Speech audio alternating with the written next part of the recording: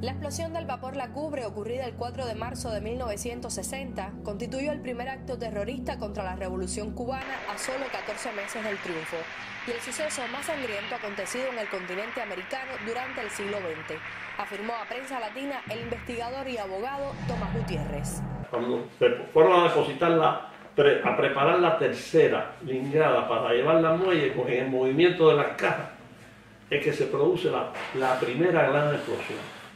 Eso fue aterrador, barrió el muelle ahí, los obreros, los trabajadores, los soldados muertos, heridos, bueno, se creó el caos.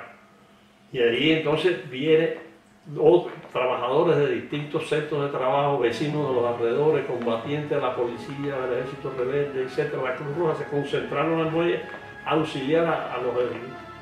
Y en ese fragor, a los 30 minutos de encontrarse ellos enfrascados en esas labores de rescate de los compañeros y de rescate de las cargas que traían, porque la gente quería salvar también las cargas, se produjo la segunda explosión. El día 5 de marzo, desde una tribuna improvisada en la intersección de 23 y 12 en El Vedado, el líder de la revolución, Fidel Castro, pronunció las palabras de despedida de duelo a los 101 muertos y 33 desaparecidos.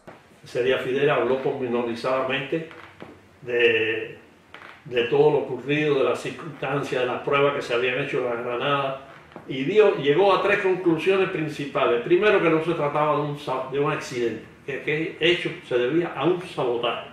Eso es la primera cosa. En segundo lugar, llegó a la conclusión de que ese sabotaje se había preparado y se había introducido en el buque los explosivos en el exterior. Y en tercer lugar, que los responsables de ese crimen eran quienes estaban tratando de obstaculizar de que Cuba adquiriera las armas para su defensa, que es el gobierno de los Estados Unidos. La agencia Prensa Latina fue el primer medio que identificó a La Cubre como el mercante víctima de aquella explosión. Muchas de las fotografías distribuidas esa tarde fueron tomadas por su primer director y fundador, el periodista argentino Jorge Ricardo Massetti.